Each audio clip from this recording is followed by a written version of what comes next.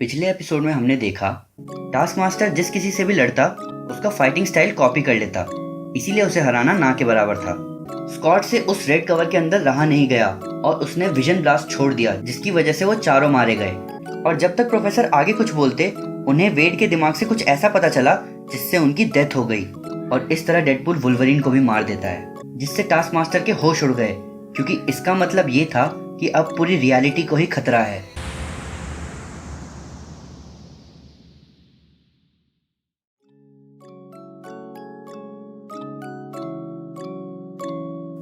अगले दिन एक रिपोर्टर हमें दिखा रहा होता है कि हीरोज और विलन्स के बीच बहुत बुरे दंगे शुरू हो गए हैं। वहाँ हम Shocker, Black Widow, Doctor Octopus, Iron Fist और कई सारे हीरोज और विलन्स को आपस में लड़ते हुए देखते हैं। तभी डेयरडेविल की लाश गिरती है, जिसके स्टिक उसकी आंखों में घुसे हुए होते हैं। वो रिपोर्टर ये देख के हैरान रह जाता है। आगे हमें कई सारे हीरोज और विलन्स एक छत पर लाइन से खड़े हुए दिखते हैं। तब वो रिपोर्टर बोलता है कि लगता है ये सारे एक साथ सुसाइड करने वाले हैं, पर इनके ये सब करने के पीछे है कौन। तब हम देखते हैं कि किसी दूसरी बिल्डिंग से फ्रैंक कासल यानी पनिशर अपने स्नाइपर से उस बिल्डिंग के खड़े हीरोज और विलन्स पर एम कर रहा था। और तभी वो एक खिड़की में गोली मारता है जिसमें डेडपूल था। गोली चलाते ही पनिशर जल्दी से बिल्डिंग से बाहर निकलता है और कुछ लोगों को गोली से मारते हुए जाता है, ये बोलते हुए कि उसको डेडपूल के ठीक होने से पहले उसे दोबारा मारना है।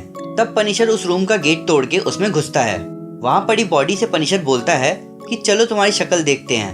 तुम्हारे इतने बुरे कामों के बाद मैं तुम्हें जिंदा होते ही वापस मारना चाहता हूँ। पर जैसे ही पनिशर उस बॉडी के पास जाता है, वो हैरान रह जाता है, क्योंकि वो बॉडी डेडपूल की नहीं बल्कि पपेट मास्टर की थी।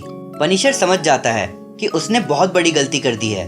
तभी पनिशर के पीछे से डेडपूल निकलता है और बोलता है, डियर डायरी, इतने दिनों तक बड़े बड़े क्रिमिनल्स को मारने के बाद आज मैं एक कठपुतली की वजह से चारा बन गया। और फिर डेडपूल पनिशर के स्टाइल में ही राइचस, फ्यूरी और वेंजेंस बोल के उसके सर में गोली मार देता है और उसकी बॉडी साइड करते हुए बोलता है कि मुझे माफ कर देना फ्रैंक, पर मैं जानता हूँ कि सारे सुपर हीरोज और विलन्स को मारना तुम्हारा स्टाइल था, पर तुम हमेशा छोटा ही सोचते रहे और इसीलिए मुझे बड़ा सोचना पड़ा। और इसीलिए मैंने पपेट मास्टर से कुछ स्पेशल टॉयज बनवाए ताकि मैं सबको निपटा सकूं, और इन सबको तोड़ने के बाद मुझे बड़ी मछलियों को तलना है। और तब हम देखते हैं कि नोवा कॉर्प्स का हेडक्वार्टर तबाह हो रखा है। सिल्वर सर्फर, थैनोस, गैलेक्टस और कई बड़े और महान सुपर विलन मर चुके हैं और अर्थ पर एक बड़ा सा टाइफून बन रहा था।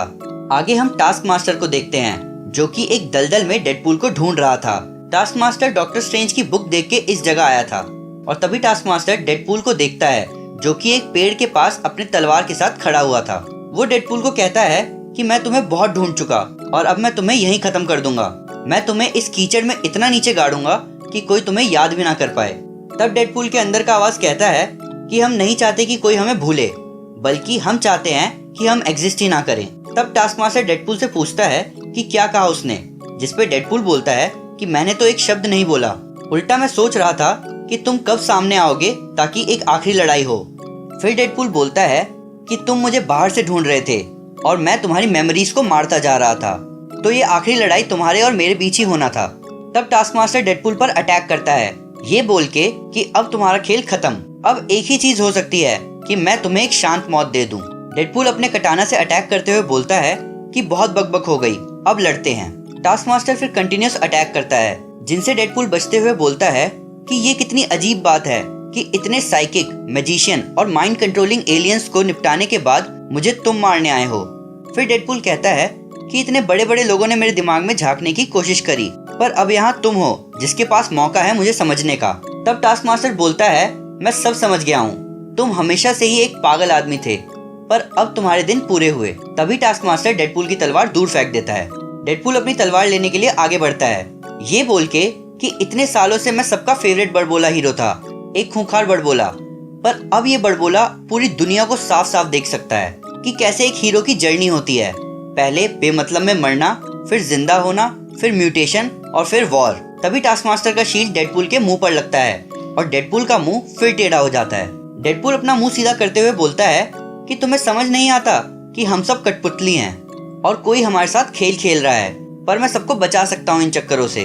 तब टास्क मास्टर डेडपूल की ही तरह हरकतें करते हुए गुस्से में बोलता है कि तुम कभी चुप नहीं रह सकते। पर अचानक डेडपूल के अंदर से आवाज आई कि काम बन गया, वो हमारे मूव्स कॉपी कर रहा है, अब उसको समझने दो कि क्या हो रहा है। तब टास्क मास्टर कहता है कि चुप हो जाओ, और डेडपुल पर अटैक करता है। तब वो अंदर की आवाज बोलता है कि वो मुझे सुन सकता है।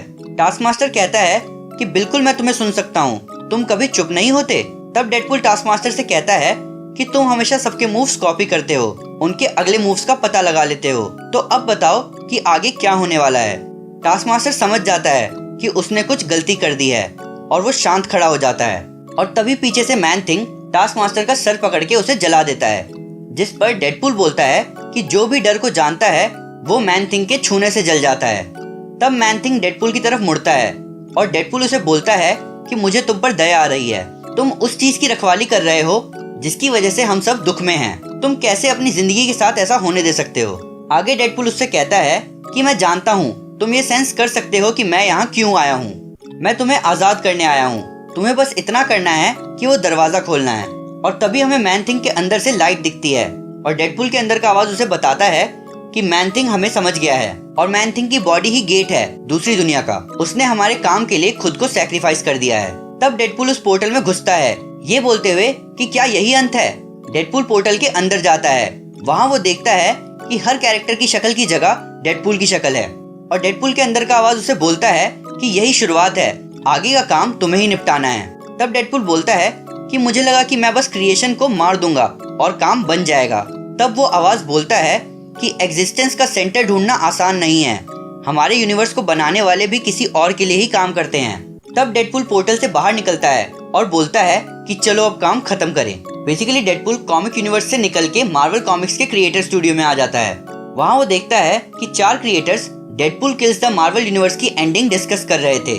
उनमें से एक बोलता है कि हमें डेडपुल का क्लोज शॉट दिखाना चाहिए कि कैसे डेडपुल हमारे कॉन्फ्रेंस रूम के दरवाजे पर खड़ा होगा एक वॉरियर की तरह। दूसरा बोलता है कि फिर वो हम सबको देखेगा कि कैसे हम यहाँ मेहनत कर रहे हैं। फिर वो कार्टूनिस्ट से बोलते हैं ये ध्यान रखना कि हम सब हैंडसम दिखें। फिर वो बोलते हैं कि तभी डेडपुल अपनी तलवार उठाएगा, पर वो देखेगा कि कोई उसे कॉमिक्स के बाहर से देख रहा है।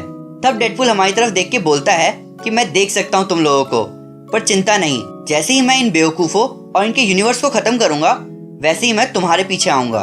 बेसिकली इस पूरी सीरीज की शुरुआत में डेडपुल को पता लग जाता है कि वो एक कॉमिक कैरेक्टर है और यही बात प्रोफेसर एक्स को भी पता चल जाती है जब वो उसके दिमाग में घुसते हैं और इसीलिए डेडपुल पूरे मार्वल यूनिवर्स को मारने लगता है ताकि वो सबको आजाद कर सके। तो इन दी एंड हमें समझ में आ गया कि डेडपुल सबकी मदद कर रहा था ताकि सबको इस कॉमिक लाइफ से छुटकारा दिला सके। तो गाइस यहीं खत्म होता है डेडपुल स्किलॉजी का सीजन 1।